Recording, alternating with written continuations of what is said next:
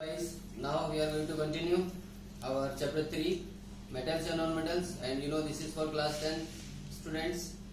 So today we are going to discuss two more chemical properties of non-metals, means how they react with chlorine and how they react with hydrogen.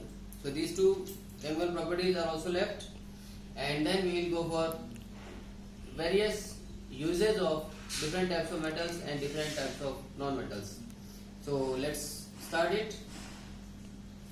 जब हम non metals की reaction chlorine के साथ करते हैं तो non metals chlorine के साथ मिलके, जैसे आप देख रहे हैं कि H2 और Cl2 मिलकर हाइड्रोक्लोरिक एसिड यानी HCl बना रहे हैं। तो जब दोनों ही नॉन मेटल्स क्लोरीन के साथ मिलते हैं तो ये एक कोवेलेंट कंपाउंड बनाते हैं, और आप जानते हैं कि कोवेलेंट कंपाउंड्स हमेशा इलेक्ट्रॉन्स की शेयरिंग से बनते हैं। तो इसीलिए नॉन मेटल्स क्लोरीन के साथ मिलके कोवेलेंट कंपाउंड्स फॉर्म करते हैं, और वो कोवेलेंट कंपाउंड्स इलेक्ट्रॉन की शेयरिंग से बनते हैं, क्योंकि इन दोनों ही केसेस में दोनों जगह नॉन मेटल्स हैं, और उन दोनों में नॉन मेटल्स होने की वजह से इनके अंदर इलेक्ट्रॉन गेन करने की टेंडेंसी है, इलेक्ट्रॉन लूज करने वाला कोई भी एलिमेंट नहीं है।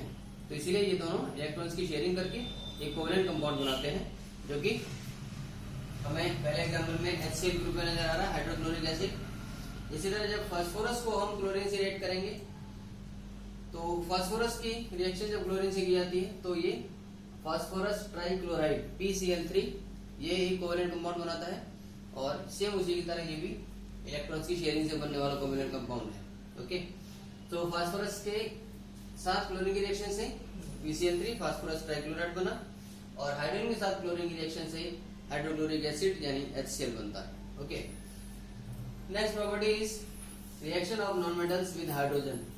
जब नॉन मेटल्स हाइड्रोजन के साथ रिएक्ट करते हैं, यहाँ पर आप फर्स्ट एग्जांपल में देख रहे हैं, हमने सल्फर लिया है, तो सल्फर की रिएक्शन जब हम हाइड्रोजन से करेंगे तो ये H2S यानी हाइड्रोजन सल्फाइड बनाता है, और H2S गैस की जो एक स्मेल है ये एक बदबूदार गैस है, और इसकी स्मेल जैसे रॉटन एग्स जैसी होती है, सड़े हुए अंडों जैसी होती है। ओके, तो जब अंडों के सड़ने की जो बदबू होती है, सेम उसी तरीके की बदबू H2S यानी हाइड्रोजन सल्फाइड गैस प्रोड्यूस करती है, ये इसकी पहचान है। और एक दूसरी रिएक्शन में हम देख रहे हैं कि जब नॉन मेटल्स की रिएक्शन हाइड्रोजन से करेंगे, यानी नाइट्रोजन की रिएक्शन जब हाइड्रोजन से करते हैं, तो आयरन कैटलिस्ट की प्रेजेंस में यहाँ पर अमोनिया फॉर्मेशन होती है, NH3 इज अमोनिया, और N2 + 3H2 = 2NH3 in the presence of catalyst iron. This is Haber's process, इसी को हम हेबर्स प्रोसेस बोलते हैं, और इसी हेबर्स प्रोसेस के जरिए अमोनिया गैस को मैन्युफैक्चर किया जाता है, अमोनिया की फॉर्मेशन की जाती है। तो यहाँ पर नाइट्रोजन ने हाइड्रोजन के साथ मिलकर NH3 यानी अमोनिया को फॉर्म किया। इसी तरह हाइड्रोजन के साथ जब हम क्लोरीन की रिएक्शन करेंगे तो यहाँ भी HCl यानी कोवेलेंट कंपाउंड हाइड्रोक्लोरिक एसिड बन सकता है। तो गाइस, ये तो हुई बात chemical properties of non metals की। अब चलते हैं इनके यूजेस की तरफ। मेटल्स के यूजेस की बात करेंगे पहले। फर्स्ट केस में कॉपर और एल्यूमिनियम, क्योंकि इनके अंदर जो रेजिस्टेंस है, जो इलेक्ट्रिक रेजिस्टेंस इनका, वो काफी कम होता है, यानी हम ये कह सकते हैं कि इनकी इलेक्ट्रिकल कंडक्टिविटी अच्छी होती है। इसीलिए कॉपर और एल्यूमिनियम को इस्तेमाल किया जाता है इलेक्ट्रिक वायर्स की फॉर्मेशन के लिए, राइट। तो कॉपर वायर्स, एल्यूमिनियम वायर्स आपने खूब देखे हैं, घरों में आसानी से मिलते हैं। तो क्योंकि इनकी जो इलेक्ट्रिकल कंडक्टिविटी है वो अच्छी है, या हम ये कह सकते हैं कि इनका जो रेजिस्टेंस है वो काफी कम है, इस वजह से कॉपर और एल्यूमिनियम को इलेक्ट्रिक वायर्स की फॉर्मेशन के लिए यूज किया जाता है। सेकंड इज आयरन, कॉपर और एल्यूमिनियम, इन तीनों का ही अलग अलग प्रकार के जो हाउस होल्ड यूटेंसिल्स होते हैं, घरों के बर्तन होते हैं, उनको बनाने में, और कई प्रकार की जो फैक्ट्री के इक्विपमेंट्स हैं उनकी फॉर्मेशन के लिए भी, मशीनी पार्ट्स, मशीनों को बनाने के लिए भी आयरन, कॉपर और एल्यूमिनियम जैसी मेटल्स का इस्तेमाल होता है। नेक्स्ट पॉइंट है आयरन। जैसे मैंने अभी आपको यहाँ बताया कि आयरन हेबर्स प्रोसेस में एक कैटलिस्ट के तरह इस्तेमाल किया जाता है। तो N2 + 3H2 नाइट्रोजन और हाइड्रोजन मिलकर अमोनिया फॉर्मेशन करते हैं with the presence of catalyst of iron. तो ये आयरन एज ए कैटलिस्ट भी यूज होता है हेबर्स प्रोसेस में, यानी अमोनिया फॉर्मेशन में। Next is zinc. Zinc metal का इस्तेमाल, इनफैक्ट मोल्टन जिंक का इस्तेमाल हम गैल्वेनाइजेशन प्रोसेस में करते हैं। गैल्वेनाइजेशन प्रोसेस में आयरन ऑब्जेक्ट्स के ऊपर, आयरन आर्टिकल्स के ऊपर मोल्टेन जिंक की एक पतली परत चढ़ाई जाती है, जिससे कि उसको कोरोजन फ्री कर दिया जाता है। और उस जिंक की, मोल्टेन जिंक की एक परत चढ़े होने की वजह से, उसकी कोटिंग होने की वजह से वो आयरन की जो रस्टिंग है वो रुक जाती है फर्दर, और जिंक की प्रेजेंस की वजह से आयरन की रस्टिंग नहीं हो पाती और इसकी उम्र, इसकी लाइफ बढ़ जाती है। नेक्स्ट इज क्रोमियम और निकल। आप जानते हैं कि क्रोमियम का इस्तेमाल और निकल का इस्तेमाल, टिन का इस्तेमाल, इन सब मेटल्स का इस्तेमाल हम इलेक्ट्रोप्लेटिंग में करते हैं, जिसमें आयरन ऑब्जेक्ट्स के ऊपर क्रोमियम की परत चढ़ाई जाती है, टिन की परत चढ़ाई जाती है, निकल की परत चढ़ाई जाती है। तो ये टिन कोटेड, क्रोमियम कोटेड, निकल कोटेड, ये जो कुछ आयरन ऑब्जेक्ट्स हैं जो कि इनकी कोरोजन फ्री बनाने के लिए और इसको ड्यूरेबल बनाने के लिए हम इलेक्ट्रोप्लेटिंग में इनका इस्तेमाल करते हैं। एल्यूमिनियम फॉइल्स का इस्तेमाल आपने कई जगह देखा है। जो दवाइयां हैं, मेडिसिन जो हम खाते हैं, उसकी जो पैकिंग है, उस मेडिसिन की पैकेजिंग के लिए और सिगरेट की पैकेजिंग के लिए, ठीक है, और कई प्रकार की जो स्वीट्स वगैरह हैं, तो इन एल्यूमिनियम फॉइल्स का इस्तेमाल भी, जो फूड रैपिंग के लिए कई बार घरों में हम लोग इस्तेमाल करते हैं फूड को रैप करने के लिए, तो एल्यूमिनियम फॉइल्स का इस्तेमाल commonly packaging of medicine, food materials, okay, then other more substances, इनमें इसका एल्यूमिनियम फॉइल्स का इस्तेमाल होता है।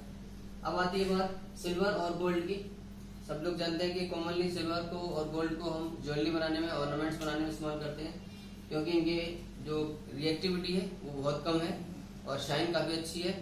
तो लीस्ट रिएक्टिव होने की वजह से और अच्छी शाइन होने की वजह से इनका इस्तेमाल ज्वेलरी बनाने में किया जाता है। और सिल्वर फॉइल्स का इस्तेमाल कई जगह जो स्वीट्स हैं, उन स्वीट्स को भी डेकोरेट करने के लिए किया जाता है। मरकरी, सब जानते हैं कि मरकरी एक लिक्विड मेटल है, और इस लिक्विड मेटल मरकरी का इस्तेमाल हम लोग करते हैं थर्मामीटर बनाने के लिए, थर्मामीटर में टेम्परेचर को मेजर करने के लिए। नेक्स्ट, सोडियम, टाइटेनियम और जिर्कोनियम जैसे मेटल्स का इस्तेमाल जो स्पेस साइंस प्रोजेक्ट्स हैं उनमें किया जाता है, और जो न्यूक्लियर एनर्जी के प्रोजेक्ट्स हैं, न्यूक्लियर एनर्जी के रूप में भी इनका जिर्कोनियम, सोडियम और टाइटेनियम का कॉमनली यूज किया जाता है।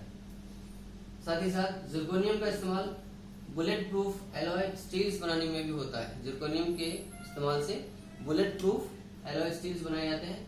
और लास्ट है कि जो लेड है, पीबी, लेड का इस्तेमाल कार बैटरीज वगैरह बनाने में किया जाता है, क्योंकि लेड हम जानते हैं कि हीट का सबसे पुअर कंडक्टर है। Lead is the poorest conductor of heat. Okay, so guys, ये तो बात हुई यूजेस ऑफ डिफरेंट मेटल्स। अब आते हैं नॉन मेटल्स के यूजेस की तरफ। हाइड्रोजन का इस्तेमाल हम सबसे कॉमनली करते हैं हाइड्रोजनेशन ऑफ ऑयल्स में, यानी हाइड्रोजन के एडिशन से जो लिक्विड अनसैचुरेटेड वेजिटेबल ऑयल है वो सैचुरेटेड सॉलिड वेजिटेबल घी में कन्वर्ट कर दिया जाता है by the process of hydrogenation of oil.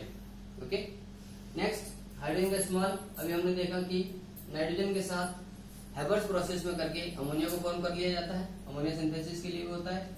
और लिक्विड नाइट्रोजन, लिक्विड हाइड्रोजन का इस्तेमाल हम रॉकेट फ्यूल के रूप में भी करते हैं। तो liquid hydrogen is used as a rocket fuel also. Next आते हैं हम अगले पॉइंट पे, कार्बन। कार्बन हम जानते हैं कि एक ऐसा एलिमेंट है जिसके 3 एलोट्रॉप्स हैं, डायमंड, ग्रेफाइट और बकमिस्टर फुलेरिन।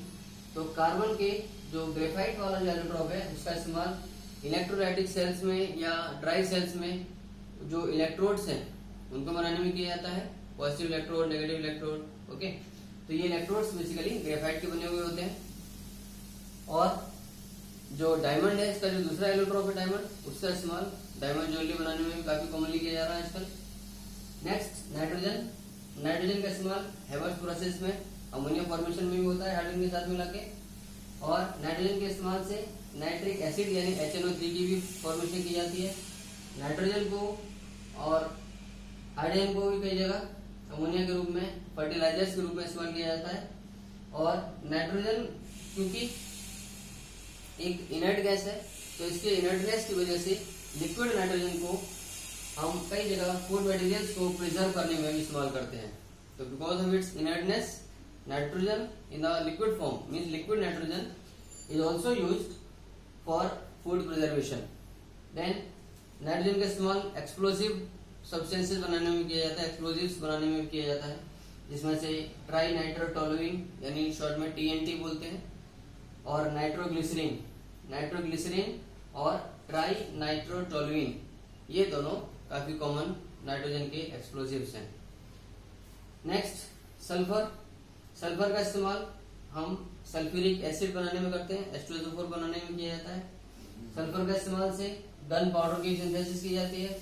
सल्फर को कई जगह फंगिसाइड के रूप में भी इस्तेमाल होता है खेतों में, जब फंगस की ग्रोथ को हमें किल करना होता है, फंगस की ग्रोथ को रोकना और खत्म करना होता है।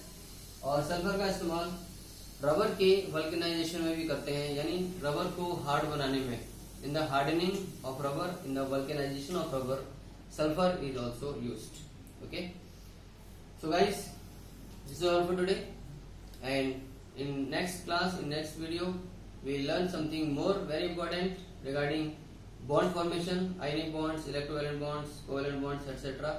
So never miss any of my videos and keep watching and sharing with your friends. Thank you. God bless you.